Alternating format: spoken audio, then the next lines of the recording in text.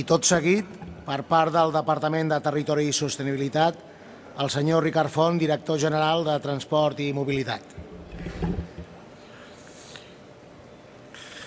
Bé, moltes gràcies a tots per assistir i en tot cas també a l'associació DIN per convidar-me, per convidar-nos a dir alguna cosa sobre els ports, sobre la seva promoció, sobre el seu futur i sobre com impulsar aquelles infraestructures que ens han d'ajudar a sortir de la crisi en la que ens trobem i que ben aviat espero que tots plegats deixem de parlar de crisi per començar a parlar de les oportunitats que tenim en aquest moment i de futur.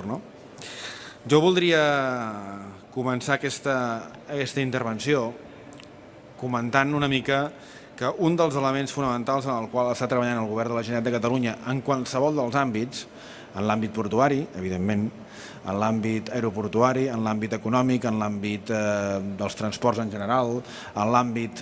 Vaja, qualsevol àmbit és fonamentalment pensant, com els deia fa un moment, com som capaços de bastir elements que ens permetin aquelles sinergies que ens han de permetre tenir noves oportunitats econòmiques, generar negoci, generar expectatives, permetreu la broma clàssica i fàcil, generar il·lusió entre tots, ser capaços d'alguna manera de transmetre a la gent que tenim oportunitats, que sí que la cosa està difícil, que sempre ho hem tingut difícil, però que en aquests moments el que hem de bastir són elements que en siguin petites palanques que totes sumades ens permetin visualitzar un horitzó a mig termini o a curt termini certament incert, però que ha de bastir-lo sòlidament perquè a mig termini i a llarg termini sobretot veiem expectatives interessants pel país. I hi ha una reflexió prèvia que suposo que ja els hi hem fet però em reiteraré, que és el fet de dir, home, estem en un país que més enllà del que ens agradaria ser, que això és evident que ens agradaria ser punters absolutament amb tot, home, hi ha alguns elements fonamentals en els quals són les bases de la nostra economia. Com dic jo habitualment, i ho deia aquest matí parlant amb transportistes, en un altre àmbit i un altre format, és, home, moure coses, la logística, els ports, etc., per moure mercaderies, per moure persones, etc. Un altre dels àmbits fonamentals de creixement econòmic del nostre país, ben segur, és la indústria agroalimentària. Simplificant, fem botifarres, plantem peres, pomes, i això ho sabem fer bé i ens surt bé. I per tant, moure tot això és important, moure aquestes mercaderies i moure, evidentment, moure aquestes persones. Però si segur que hi ha una indústria que al nostre país, que a vegades l'hem denostat, a vegades ens ha semblat que no era la indústria principal, a vegades hem pensat que era secundària, era la indústria turística. I per tant, aquest país, si vol sortir-se'n, en un primer moment, el que ens hem de dedicar és a dues coses. A fer que el turisme funcioni i que funcioni bé, en primer lloc, i segon, en permetre que la nostra indústria pugui exportar bé, allò que produïm puguem exportar bé. En aquest sentit, clar, el turisme, els ports, allò que avui i que aquest dia estem tractant segurament en molts fòrums en aquest saló nàutic, segurament és decisiu. És a dir, perquè tothom aposta per un turisme de qualitat. Tothom aposta per portar molts turistes i portar-los a través dels nostres ports. Ara aquí veig a la Dolors i al port de Palamós l'esforç que ha fet històricament per poder portar molta gent a Catalunya i per portar en aquest passatgers a Palamós que veguin la Costa Brava. Aquest any ha sigut un èxit molt gran, és a dir, hem tingut el rècord de passatgers, el rècord de vaixells que han arribat al nostre país. Per tant, hem de ser capaços que aquelles estratègiques que també estiguin directament vinculades amb el món dels ports estiguin lligades amb el que és, en aquest sentit, el turisme i la promoció del turisme. I d'una indústria auxiliar que viu del turisme i que viu dels ports i que viu de la generació de riquesa que generen al seu entorn. En aquest sentit, nosaltres estem en un moment, que n'hem parlat també en alguna altra xerrada i conferència aquí també, en un moment d'una certa incertesa també al voltant de com acabarà la renovació de les concessions dels ports, com com acabarem definint en el fons quin és el port que volem per Catalunya, no? I segurament tenim la gran oportunitat, després de 20 o 30 anys, de poder definir en aquestes renovacions de concessions, més enllà de que sigui un model proper al territori, que sigui un model que aconseguim aixecar inversions, que sigui un model que ens permeti arribar a una qualitat dels nostres ports des del punt de vista econòmic, social, ambiental, etc., definir aquests ports, com ens agradaria que fossin, i quines són les prioritats que tenim per definir. És a dir, en aquests plecs de condicions, en aquestes noves concessions, segurament també hem de veure com som capaços de definir aquests ports que volem. Clar, aquí hi ha alguns elements que hem de poder definir, i jo me'ls he apuntat aquí per comentar-los, des de com promocionem la nàutica popular, com promocionem el xàrter i el lloguer, què fem amb les rampes de varada, com les promocionem, quin és el tractament que els hi donem, què fem amb les marines seques.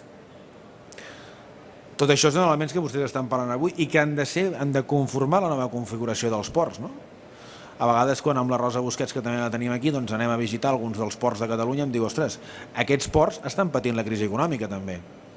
En determinats àmbits, en aquests moments, tenim amarraments buits. De cara al futur, haurem de veure com som capaços de rendibilitzar aquestes inversions.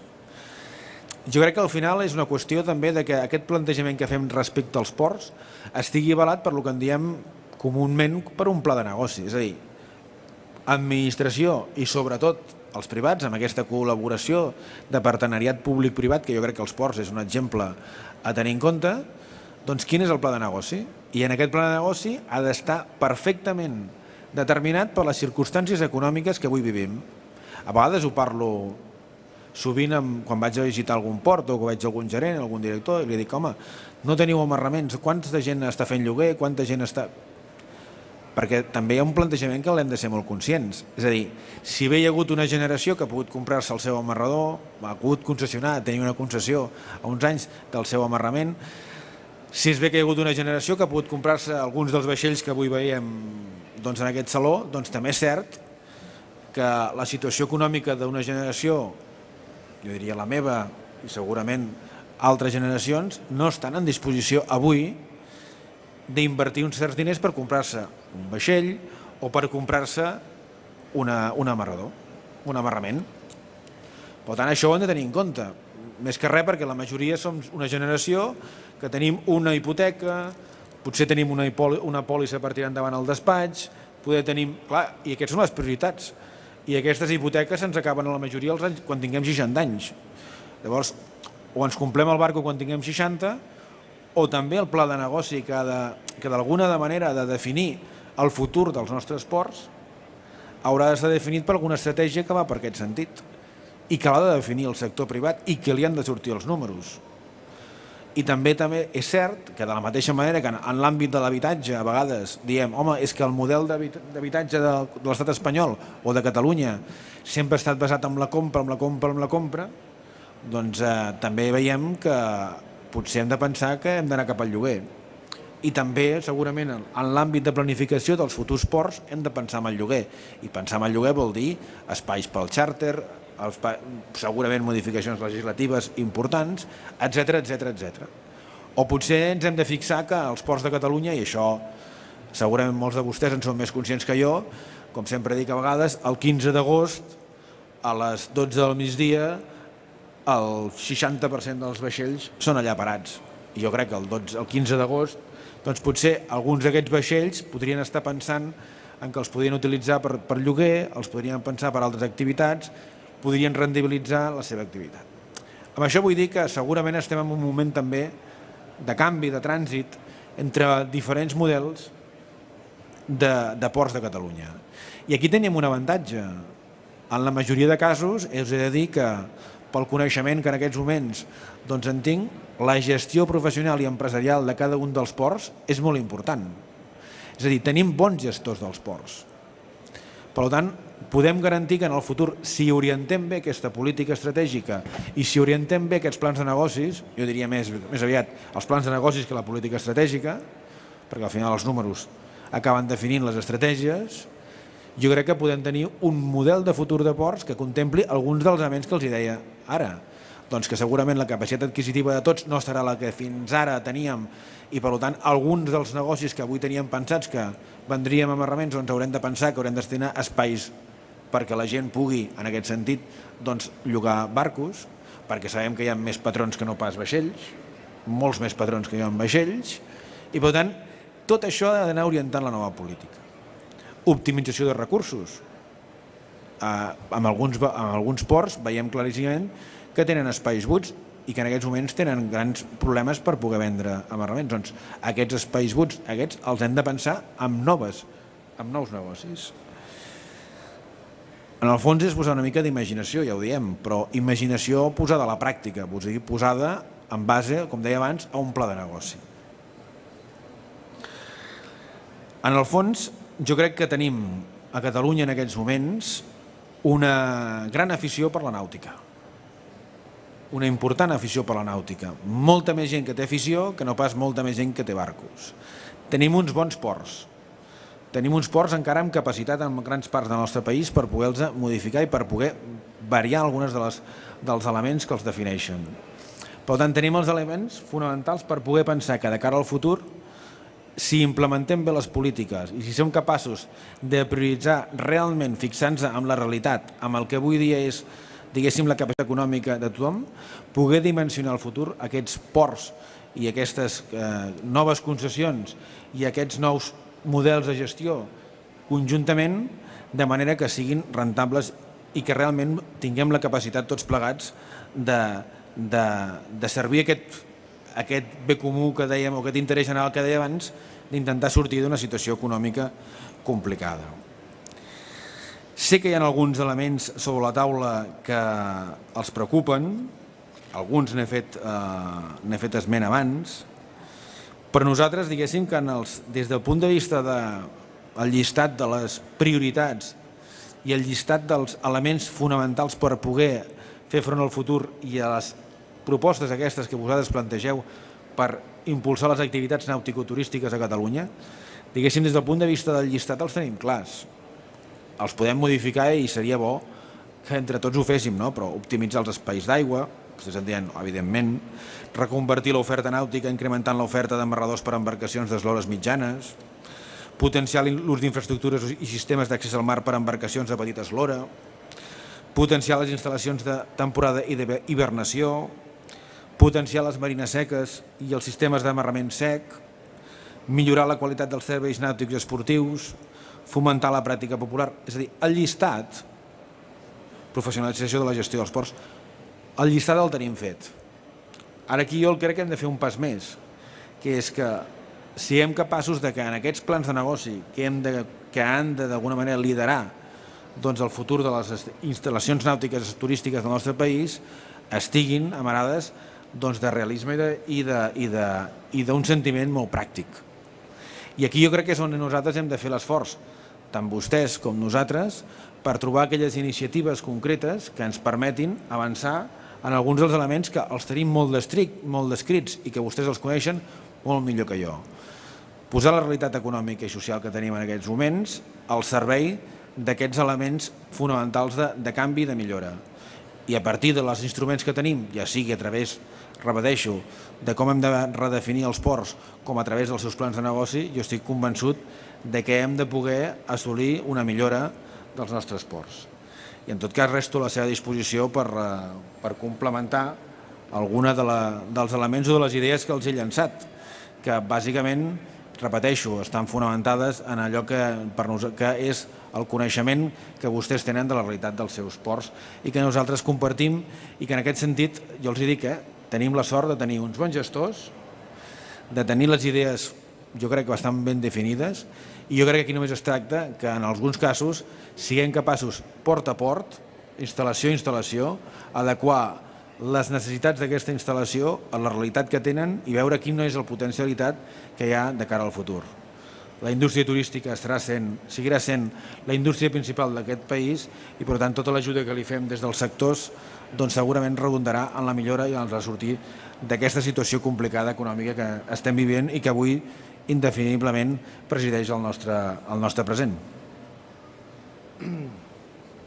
I ara, tot seguit, per part del Departament d'Empresa i Ocupació, és un departament molt ampli, i llavors ens vindran dos ponents.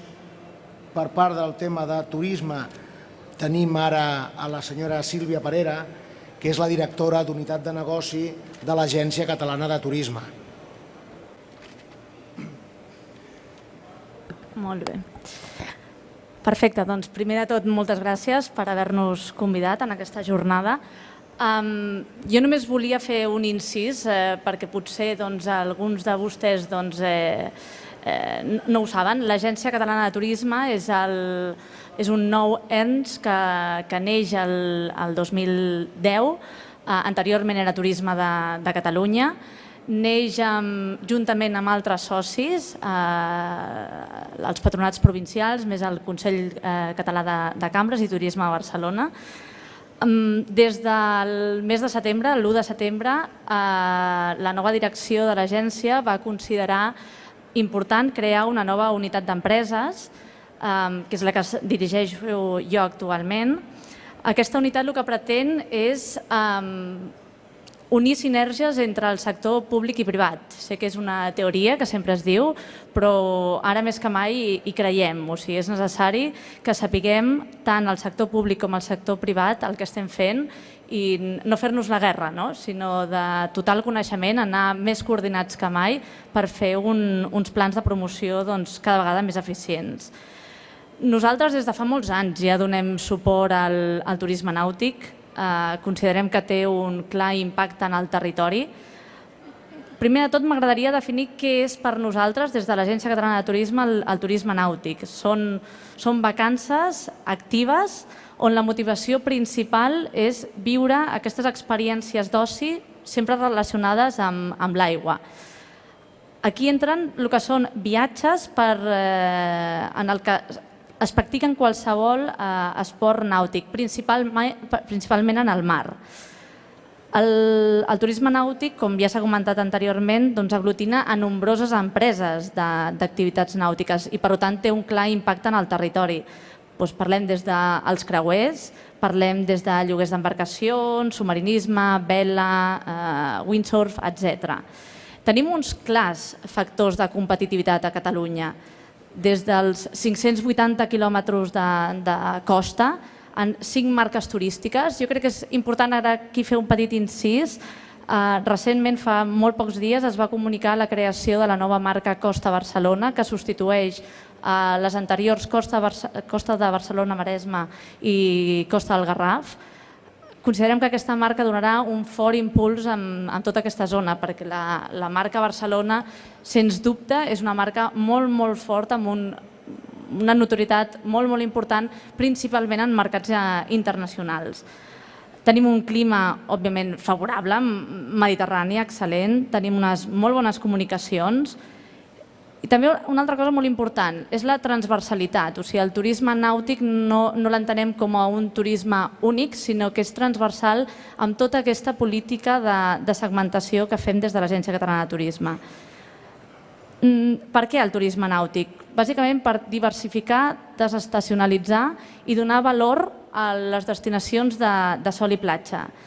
Diversificar l'oferta turística catalana, dotar de millors productes turístics amb més contingut, amb més experiències. No només parlem de sol i platja, cultura, gastronomia, natura, sinó que cada vegada estem en constant creació d'aquests productes turístics. Desestacionalitzar, sempre es parla de desestacionalitzar, però ara més que mai hem de buscar excuses perquè els nostres turistes tornin, no únicament que se'ns concentrin en els mesos de juliol i agost, en la temporada més forta turística. Hem d'aconseguir que la satisfacció sigui màxima, perquè aquests turistes tornin, la fidelització és clau.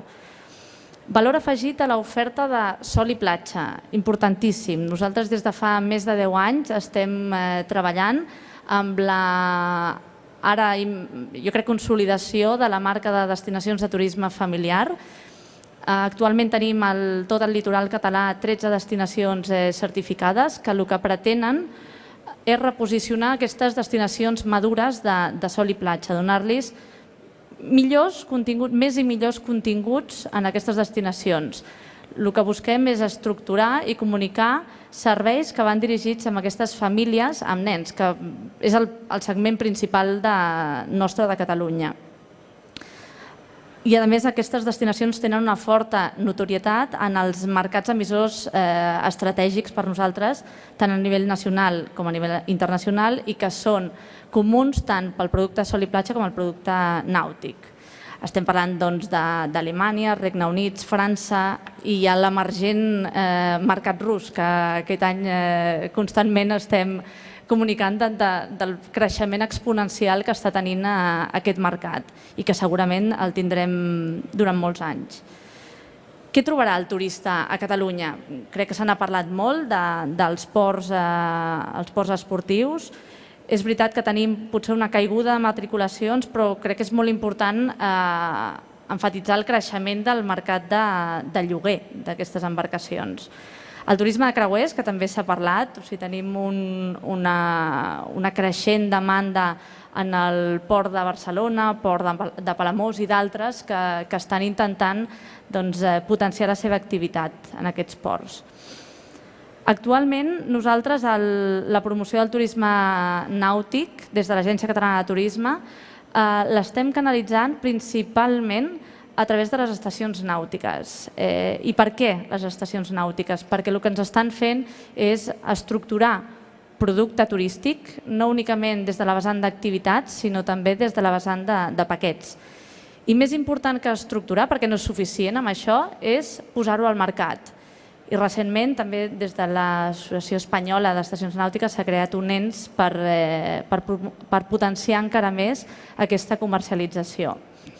Les estacions nàutiques s'entenen com una destinació temàtica en el que el producte principal, òbviament, és el turisme nàutic. I aglutina molts més serveis. No únicament ens focalitzem en les activitats nàutiques, sinó en tot el que inclou un paquet, una experiència turística. Estaríem parlant d'allotjament, restaurants, oferta turística d'oci, cultural, recreativa, etc. Nosaltres ho entenem com nosaltres no, des de Tour Espanya s'entén com el club de turisme nàutic de Tour Espanya. I per tant nosaltres, i ara més que mai amb les deficiències o els problemes pressupostaris que estem tots patint, doncs anem conjuntament amb totes aquelles activitats que tinguin sinergies amb Tour Espanya. Actualment a Catalunya trobem 6 estacions nàutiques, és la comunitat autònoma amb més estacions nàutiques de les 28 que es troben a l'estat espanyol. Els públics objectius són diferents, des de famílies a empreses, que s'està fent molt esforç en estructurar paquets per donar un servei a aquestes empreses amb viatges d'incentius, amb joves, escolars, que també s'ha tret un producte exclusiu per a aquest segment, i des dels professionals del sector. Crec que tenim un recorregut encara molt ampli amb les activitats nàutiques. Amb un estudi que es va fer recentment, encara els turistes estrangers desconeixen les activitats nàutiques que es poden practicar aquí a Catalunya, i prova d'això és que la majoria decideixen executar aquesta activitat nàutica al propi destí, no ho han fet prèviament en el seu mercat emissor d'origen. Nosaltres, una altra vegada, donem suport a totes aquelles iniciatives que permetin dinamitzar el sector i estructurar productes turístics i després posar-los en valor al mercat. De moment és des de la vessant de l'Associació Espanyola d'Estacions Nàutiques i l'Associació Catalana d'Estacions Nàutiques, però estem oberts a qualsevol iniciativa que permeti crear i després comercialitzar aquest producte en el territori. Bàsicament és això. Jo tampoc tinc moltes coses més a dir, sinó que és un producte és estratègic per nosaltres i principalment per la transversalitat que té amb molts d'altres productes que tenim amb la cartera de productes de l'Agència Catalana i principalment del sol i platja, que moltes vegades el denominem com a turisme familiar però no deixa de ser sol i platja, és donar-li un contingut, un valor nou amb aquestes destinacions madures que moltes vegades es denominen com a madures.